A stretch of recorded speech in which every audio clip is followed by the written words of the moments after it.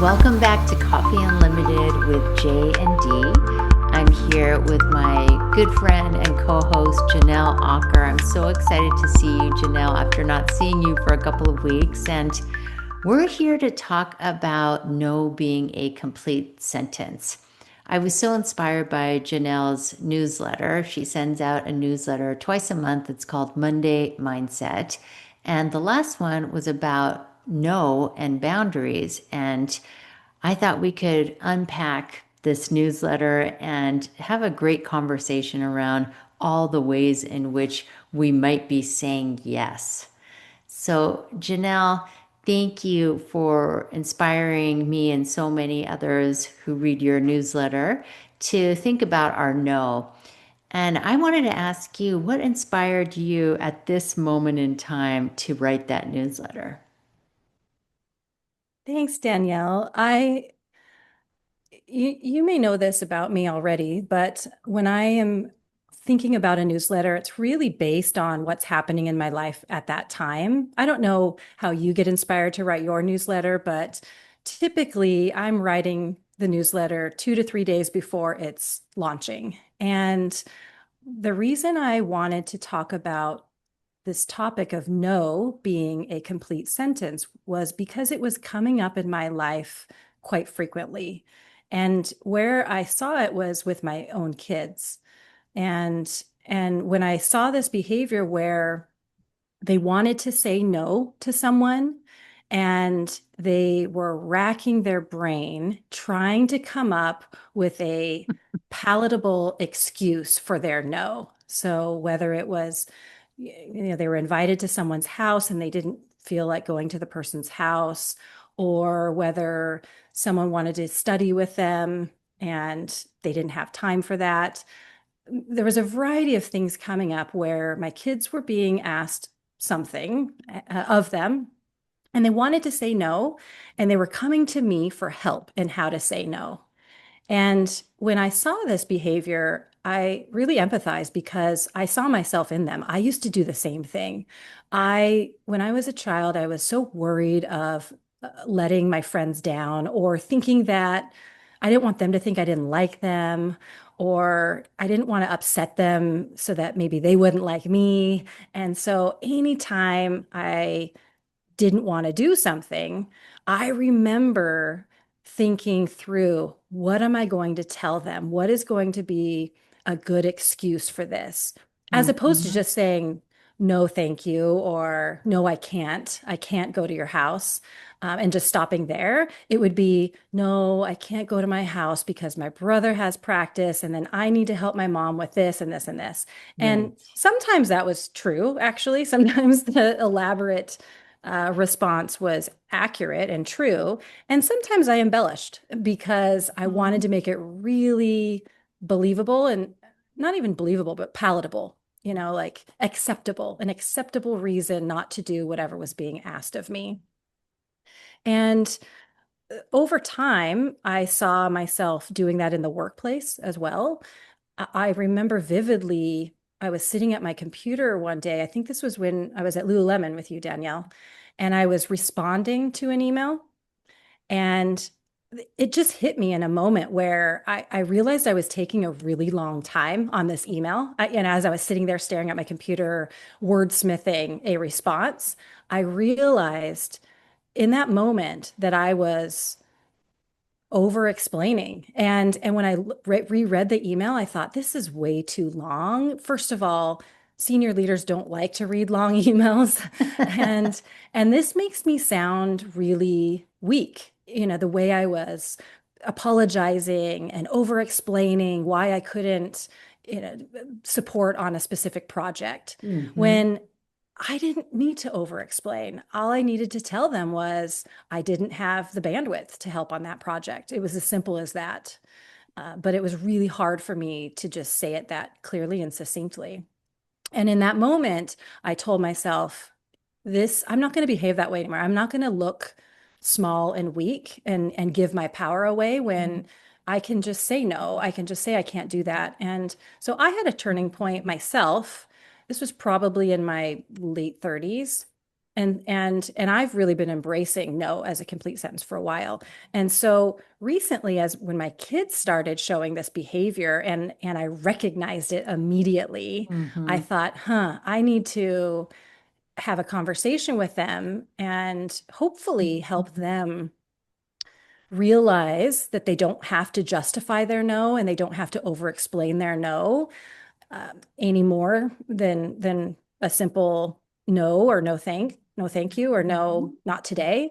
And so that then, maybe they gain that sort of empowerment before their late 30s like I did. So that's really what inspired. It was just some coming up a lot lately. And you know why I think it was coming up is because I think my kids are a bit overextended and feeling overwhelmed with school at this moment.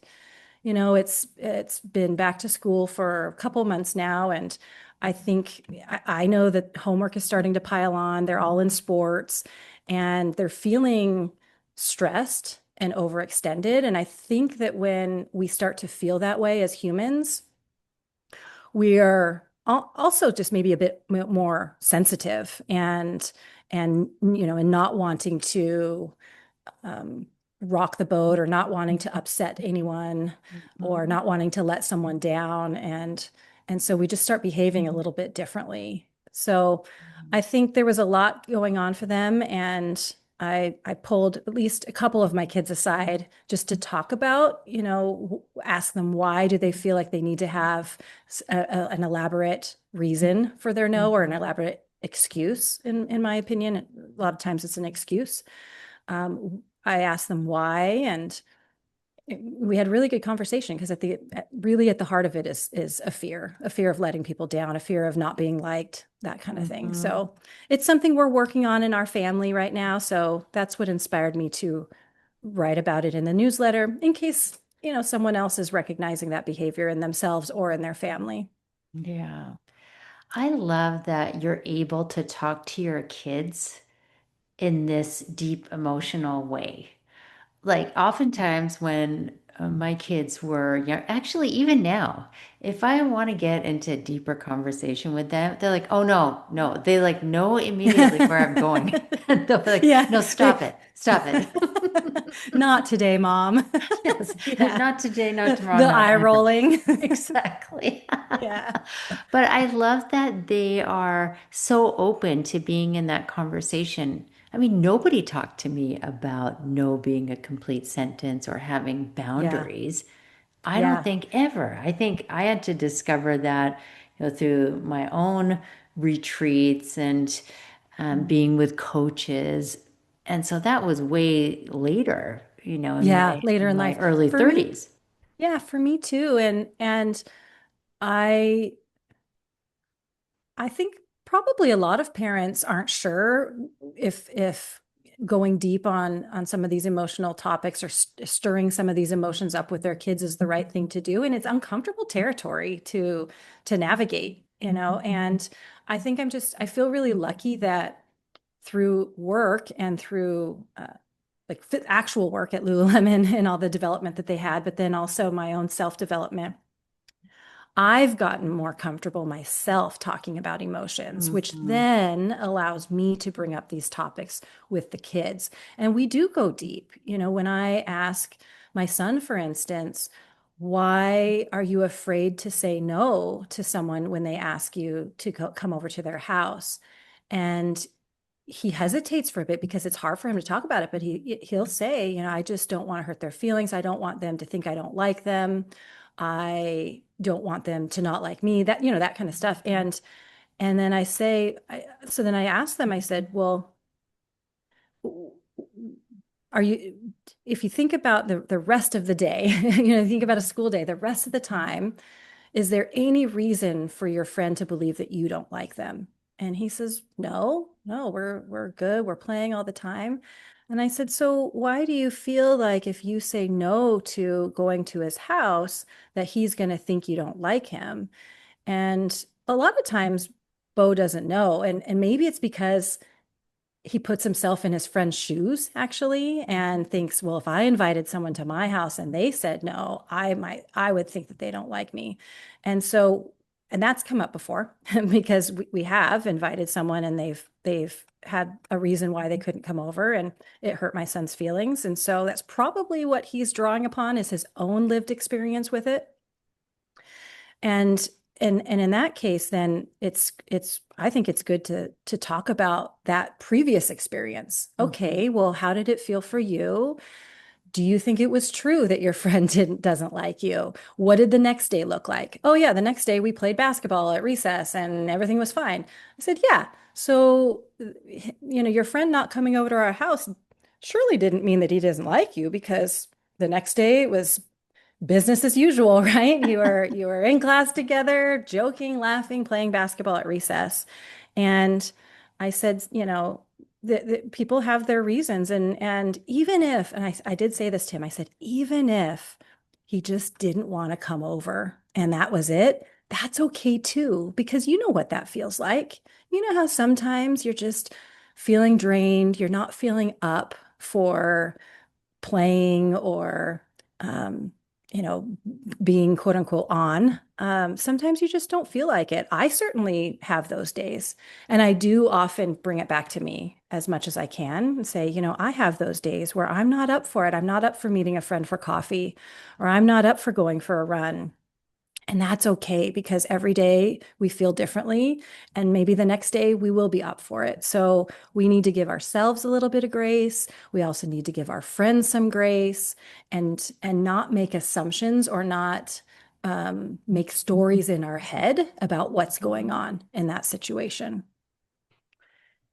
It's just so impressive how mature your kids are and how Mhm. you can coach them through these situations. Because this is how, like, they've been raised by you and Carl, you having so much self-awareness. I'm assuming that Carl does too. Sorry, Carl, if you ever Yeah. listen to this. I don't know you as well as Janelle, so I'm not sure. You might not have any self-awareness.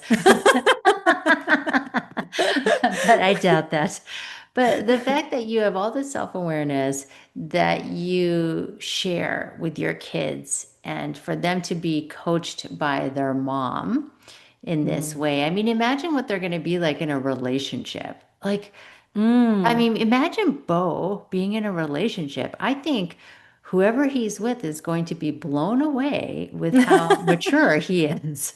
I mean, Oh, I right. hope so. Yeah, I hope so. I mean, this parenting, this whole job of parenting, right, I think it's to help our kids be the best versions of themselves, or at least the happiest versions of themselves. And I know for myself, I always bring it back to myself.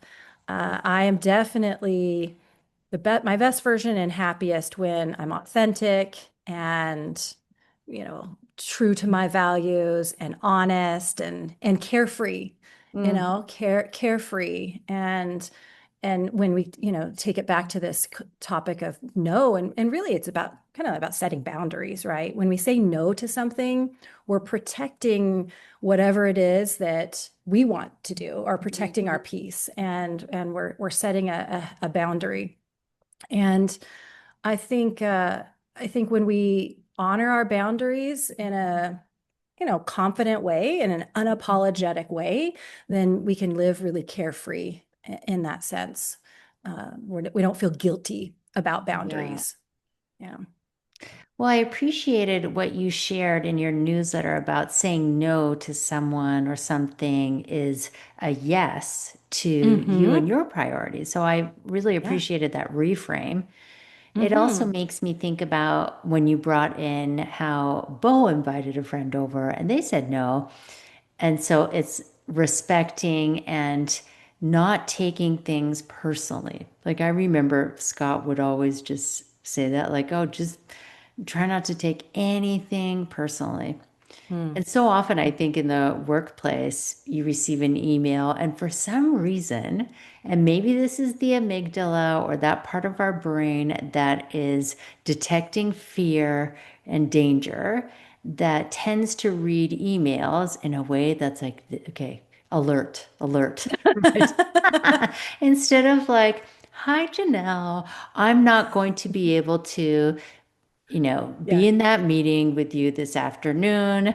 Let Yeah. me know how it goes. I can support you tomorrow instead of like, Janelle, danger, danger. I'm not going to be in that meeting. It's like, right. Yeah, So totally. even reading emails, I try to always read emails in my happy voice, kind of like a sing song. I have a question about that. So when you're reading someone's email, do you hear it in their voice in your head or, well, you're seeing it in a happy voice. So is that a made up happy voice? Is it your happy voice? Is it them being happy? I'm Oh so my curious about that gosh. because I hear certain things in my head, even if I'm reading a book. I read the whole book in character.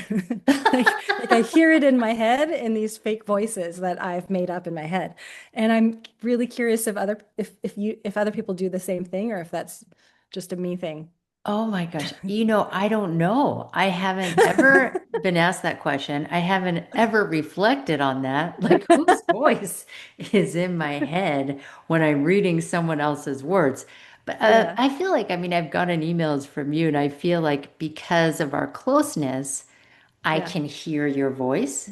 Yeah. But maybe if it's somebody I'm not so close with, okay, the next time I'm reading, I need to get back to reading. I've been just Mm. on my Netflix and Apple TV, watching shows in bed, and I got to get back to my Kindle.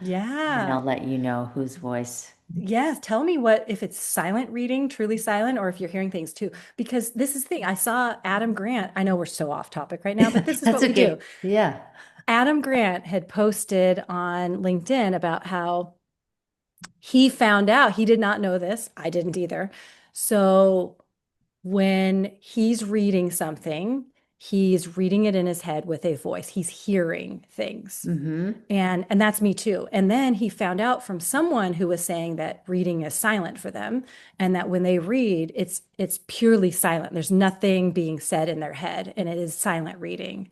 And that when they look at the words, they just know what the words are. They don't have to read them out loud in their head. Just like if I think the person in the comments, because there was hundreds of comments, and it was about 50-50. Half the people read in their head and half the people do not read in their head, which I found fascinating. It didn't even occur to me that someone could read a book without hearing the words in their head, because that's how I read a book. And which is probably why sometimes it takes me a long time because I'm reading it super slow with all the different accents. I'm trying to make it really believable. So but someone in the comments said, well, when you're driving and you see a stop sign, do you say stop in your head? And I had to think about it. And I don't know if I do, but they said, well, I don't. And it's the same thing when I'm reading a book. I see the words, I comprehend what they are, but I'm not reading them in my head. I'm not saying them in my head. And I was so fascinated because I didn't know people could do that. I didn't I know either. So right. this, because I'm definitely like you when I'm reading a book, I am reading it Hmm. out loud, and the Yeah. pace that I'm reading is the same way in which I'd be reading it out loud. So I'm a Yes. very slow reader. But then these people who I've never heard of this silent reading, but kind of like, I guess they're, I don't want to say skimming, but if they're not reading it in the way that they would if they were reading it out loud, they must be really fast. Yeah. Well, I think now they have those people that are actual speed readers and they're just flipping the pages. And now it makes sense. I think, but they probably have photographic memories where they can just look at the words and their brain comprehends them. They're not having to read the words. But This is are they probably gonna how. laugh and cry? You know? Well, that's a good question. Can they really enjoy the book fully? I don't Exactly. know. I don't know. If they're not reading that sad situation in an Irish accent, are they really fully embracing this story? I don't think so. I know, right? That's funny you say Irish accent. There's an author who I was reading a couple of months ago. I just devoured all of her books. I think it Hmm. was it was some like high school thing. It was like young Hmm. adult, and Gabby reads a lot, so I just wanted to see what she was reading, and I started to Yeah. get hooked on these romantic thrillers. Love it. Love But it. they I'm all gonna, had accents too. oh, nice. Nice. Well, I know we were totally off topic, but fascinating. I'm curious if anyone's listening, would love to hear if people read in their head or if it's Yeah. silent reading. So, okay, silent or reading out loud. And then Yep. going back to our topic of no, should we maybe bottom line some takeaways? Yeah, let's bottom line this. I think so. One, I think it's perfectly normal to want to justify a no. If you're going to Mhm. say no to someone, let's say let's say you get invited to go out and have some drinks, and you're just tired and you want to stay home, and you really just want to tell them no. I think it's very normal in that moment to think to overthink in your head, how am I going to say no to this? Instead of just being like an immediate no, or no, I'm going to stay home tonight. Yes. You might overthink it. You might want to come up with a good excuse to kind of soften it and make your friends not upset with you. And so that's perfectly normal. What I want to encourage people to consider is that maybe you won't hurt your friend's feelings if you Mm. simply just tell them the truth that you're tired, Yeah. you've had a long day, and you really just want to curl up on the couch and watch some Netflix. Because probably they've had those days too. Who knows? Maybe even that's the same day for them as well. And then they're going to all agree, you know what? That sounds better. Let's do this another night because that happens too. So rather than overthinking it, just honor how you're feeling, honor your boundaries or what you need in any given moment. And if you need to say no to someone because you want to say yes to something else, don't worry about it. Just say no. And Mm. you know, it, worst case scenario, if you do lose some friends or you upset people, that's on them, actually. That's I their know. work. Right. Do you want They to? clearly have their own work to do on themselves Exactly. if that bothers them. I So know. Do you don't take actually it. even want them as a friend if they're not going to honor your boundaries? Yeah, if they're not going to say, you know what, I'm coming over, I'm sitting on the couch with you. No, I'd be like, no, no, I don't want that Yeah, either. actually, yeah, I don't want to socialize. You know what I find myself like my no sometimes when it's a social thing is Mhm. I will catch myself thinking about softening the no with a maybe next time. Oh, And then I goodness. That's a delete good that. I'm one. like, no, I no, no, do no. that. Yep. No, me, Yep. I know that I'm not going to want to ever go out for drinks, period. Or I know that I'm never going to go to Pilates again. That's right. So Danielle. it's not like, well, maybe next time I'm around. Yeah, maybe. Oh my goodness. Okay, now let's just maybe bring it to the workplace too. Sure. Yeah. Um, Gosh. Because I Yeah, the feel like this is workplace where, fear can really come in, especially for when sure. you have to say no to a senior leader. Like, let's say you need to exercise your no to your manager or Mm-hmm. to a senior leader. Mm-hmm. Well, in my experience, the best way to get comfortable with saying no to a senior leader or to anybody that maybe is a bit intimidating or you don't want to upset, Yeah. the best way to get comfortable is to just jump in and And say, hell start no. and do it. Yeah, Hell no. yeah. WTF. I think you just try it. Just try it, and maybe you have to practice different ways. And maybe it's that you soften it a bit at first, and then Hmm. you slowly start to pull back into a more succinct response. But the more you do it, the more you realize it's okay to do it. And people actually tend to respect your Yeah. boundaries. Then they'll go ask someone else to help with the holiday party. They'll go ask someone else to, finish that report that, you don't have time for. You'll find that they'll figure it out. They'll figure out how to get it done, or someone else will do it. And you won't have that resentment of doing it yourself when you really didn't have time to. That's so true, the resentment. Hmm. I just want to share this one last thing I saw on Instagram a couple weeks ago. A friend of mine sent it to me, and it was a post that read, Hmm. Is it for fuck's sake or for fuck sakes? This needs to be professional because it's a work email.